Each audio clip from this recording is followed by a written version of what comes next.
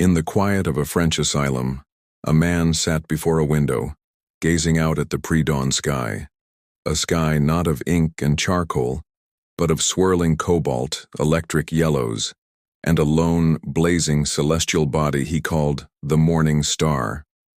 This man, considered a failure by the world, was painting not what he saw, but what he felt, and in doing so, he was about to create one of the most famous images in human history.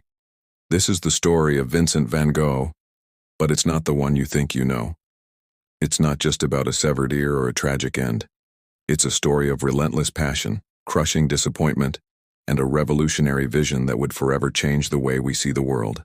Born in 1853 in the Dutch village of Groot-Zundert, Vincent was the son of a Protestant pastor. He was a serious, quiet child, who from a young age felt like an outsider. His first foray into the world was through the family business, art dealing. At 16, he joined the Goupil and CA Art Gallery, working in The Hague, London, and Paris. He was good at his job, yet a deep dissatisfaction brewed within him. The commercialization of art, the haggling, and the superficial tastes, it all felt hollow. He saw art as something sacred, a consolation for life, not a mere commodity. This growing disillusionment, coupled with a failed romance, sent him spiraling. He became increasingly withdrawn and fervently religious, leading to his dismissal from the gallery. Convinced his true calling was to serve God, Vincent threw himself into theology. He wanted to be a pastor just like his father. He studied relentlessly, but his impassioned, unconventional nature didn't fit the rigid structures of the church. He failed his entrance exams. Undeterred, he sought to serve humanity directly.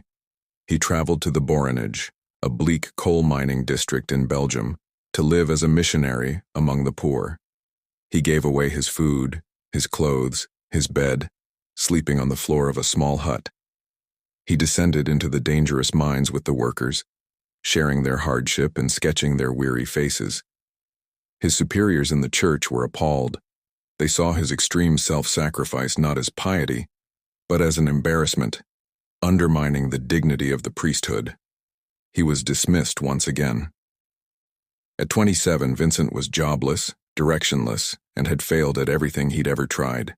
It was in this moment of absolute despair that his younger brother, Theo, a successful art dealer in Paris, made a life-altering suggestion. He saw the raw, emotional power in Vincent's sketches of the miners. "Vincent," he wrote, "you are an artist." Theo's belief was the spark that lit the fuse. He offered to support Vincent financially, a pact that would define both of their lives. So, with no formal training, Vincent van Gogh, at an age when most artists were already established, decided to dedicate his life to art. He moved to Brussels, then back home with his parents. Practicing relentlessly, he drew for hours every day, studying anatomy and perspective from books, copying prints, and sketching the peasants and weavers in the fields around him. His early works were dark, somber, and heavy, rendered in earthy tones of brown and gray. He wasn't interested in painting pretty pictures. He wanted to capture the raw, coarse reality of peasant life. This period culminated in his first major work, The Potato Eaters. He wanted to show the manual labor, the hands that had tilled the earth, now reaching for the potatoes. It was a declaration of his artistic mission. The critics, however, hated it. They called it ugly, clumsy, and poorly drawn. It was another crushing blow. Feeling stifled in the Netherlands, Vincent moved to Paris in 1886 to live with Theo. The city was a shock to his system. He was suddenly at the epicenter of the art world's biggest revolution, Impressionism. He met artists like Monet, Pissarro, and Gauguin. His dark Dutch palette exploded with color. He began experimenting with the Impressionists' bright hues and broken brushwork, but he was never a true follower. He found Taman's work too detached, too focused on the fleeting effects of light. Vincent wanted more. He wanted to use color not just to describe, but to express emotion. He painted over 200 canvases in his 2 years in Paris, a frantic output that showed his style evolving at a breathtaking pace. But the city's frantic energy also wore him down. He longed for the sun, for a calmer place where he could establish a community of artists. In 1888, he fled south to Arles in Provence. Here, under the brilliant Mediterranean sun, Vincent's art reached its zenith. The light electrified him. His colors became more intense than ever before, vibrant yellows, deep blues, and rich purples. He painted with a feverish intensity, often completing a canvas in a single day. He painted his humble room in the bedroom, the vibrant sunflowers to decorate the walls, and the local postman, Joseph Roulin, who became a dear friend. He dreamed of creating a studio of the South, an artist colony led by his friend, the avant-garde painter Paul Gauguin. He rented a small, bright yellow house and waited with childlike excitement for Gauguin to arrive. When Gauguin finally came, the two men worked side by side, but their personalities were destined to clash. Gauguin was arrogant and dominant. Vincent was sensitive and volatile. Their artistic debates grew into heated arguments.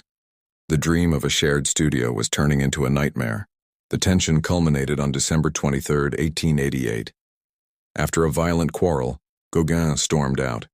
What happened next has become the most infamous event of Vincent's life. In a state of extreme distress, Vincent took a razor and sliced off a portion of his left ear. He wrapped it in paper and delivered it to a local woman. The next morning, the police found him unconscious in his bed, having lost a great deal of blood. He was taken to a local hospital, and Theo rushed to his side. The Yellow House dream was over. Gauguin was gone. Over the next few months, Vincent's mental health fluctuated wildly. He was lucid and calm enough to paint, creating some of his most beautiful self-portraits and still lifes, but he was also plagued by hallucinations and anxiety. The townspeople of Arles, frightened by his behavior, petitioned to have him locked up. Heartbroken and afraid, Vincent voluntarily admitted himself to the Saint-Paul-de-Moselle asylum in nearby Saint-Rémy-de-Provence. He was given 2 rooms, one for sleeping and one he could use as a studio. Through the barred window of his room, he painted the world outside, the asylum's garden, the olive groves, and the cypress trees reaching for the sky like an Egyptian obelisk. And it was here, in the darkest period of his life, that he painted his most iconic masterpiece, the Starry Night. It is not a painting of a peaceful night sky. It's a cosmic explosion of emotion, a vision of the universe's power and his own inner turmoil. The heavens heave and swirl, the cypress tree burns like a dark flame, and the small village sleeps peacefully below, oblivious to the tempest above. During his year in the asylum, he produced nearly 150 paintings. Art was his therapy, his anchor, the one thing that gave his life meaning. In May 1890, feeling stronger, Vincent left the asylum and moved to Auvers-sur-Oise, a village near Paris, to be closer to Theo and under the care of Dr. Paul Gachet, a physician and amateur artist. For a while, things seemed to be looking up. He developed a bond with Dr. Gachet, painting his now famous portrait, and produced a staggering 70 paintings in just 70 days. His canvases from this period, like Wheatfield with Crows, are filled with a sense of vastness and foreboding. The skies are turbulent. The paths lead nowhere. The crushing weight of his loneliness and his feeling of being a burden on Theo, who now had a wife and child, became unbearable. On July 27, 1890, Vincent walked into a wheat field, the very kind he had painted so many times, and shot himself in the chest with a revolver. He staggered back to his room. When the doctor arrived, Vincent was calmly smoking his pipe in bed. He refused medical help, saying, "The sadness will last forever." He died 2 days later in the arms of his beloved brother Theo. His last words were, "This is how I wanted to go."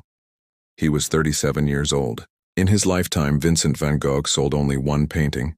He died believing he was a complete failure. But his story did not end there.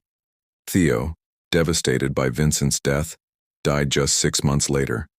It was Theo's widow, Johanna, who became the guardian of Vincent's legacy. She painstakingly collected his hundreds of paintings and his vast correspondence with Theo. She organized exhibitions, published his letters, and slowly, the world began to see what Theo had seen all along. They saw the raw emotion, the breathtaking color, the profound humanity in his work.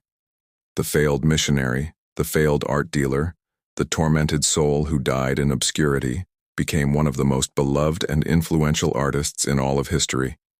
His paintings now sell for hundreds of millions of dollars, and his story continues to inspire millions. Vincent wanted his art to be a consolation for life, and in the end, it was. He showed us that there is beauty in struggle, light in the darkness, and that even in the most troubled of lives, it is possible to create something eternal. Thank you so much for joining us on this journey into the life of Vincent van Gogh. If you found this story as moving as we did, please hit that like button and subscribe to our channel for more deep dives into the lives that shaped our world. We'd love to hear your thoughts in the comments below. Which of Van Gogh's paintings speaks to you the most?